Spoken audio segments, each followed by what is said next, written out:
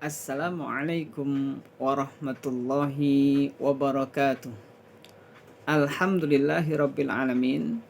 Kita senantiasa memuji Allah Subhanahu wa taala dengan segala pujian yang banyak karena nikmat dan karunia-Nya kepada kita sungguh tidak terhingga. Lalu sekalian, pada kesempatan kita kali ini, sebelum kita mulai belajar, mari kita baca doa sebelum belajar. Bismillahirrahmanirrahim.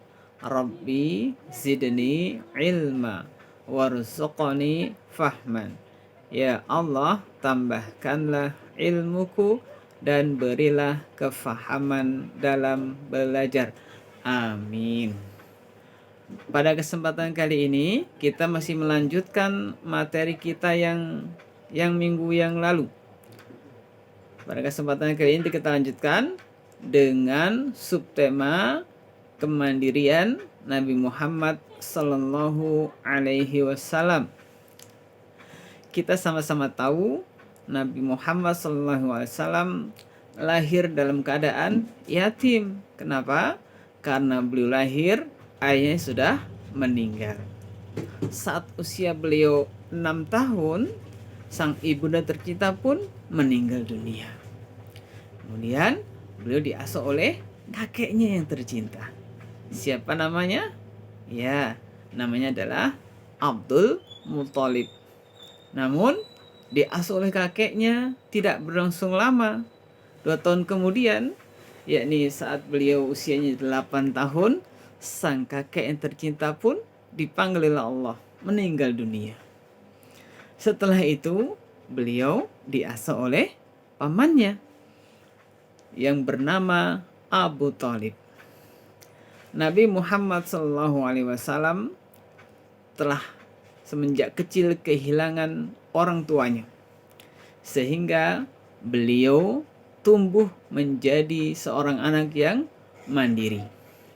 Kemandirian beliau bisa dilihat saat beliau membantu pamannya menggembala hewan-hewan ternak, domba-domba milik penduduk Mekah.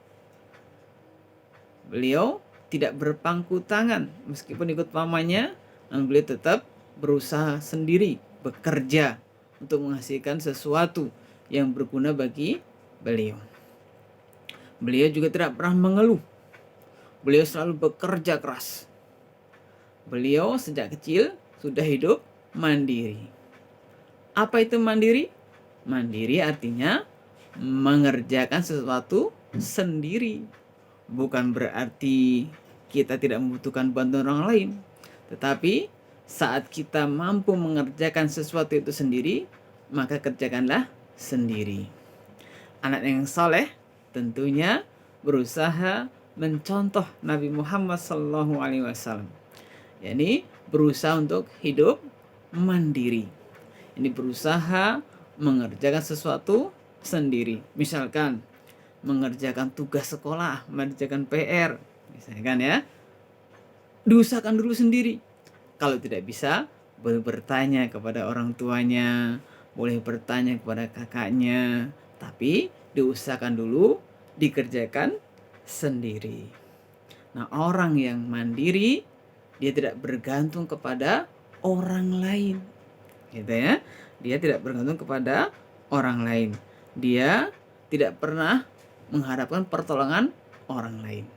Dia hanya menggantungkan pertolongannya kepada Allah Subhanahu wa taala. Karena menggantungkan diri kepada orang lain itu perilaku yang tidak baik. Demikian anak-anak sekalian, semoga kita bisa meneladani Nabi Muhammad SAW, Nabi kita yang mulia, dalam sikap mandiri. Pada materi kali ini, Bapak cukupkan sekian. Setelah ini ada tugas yang harus kalian kerjakan. Para diakhiri dengan membaca hamdalah. Alhamdulillahirabbil alamin. Assalamualaikum warahmatullahi wabarakatuh.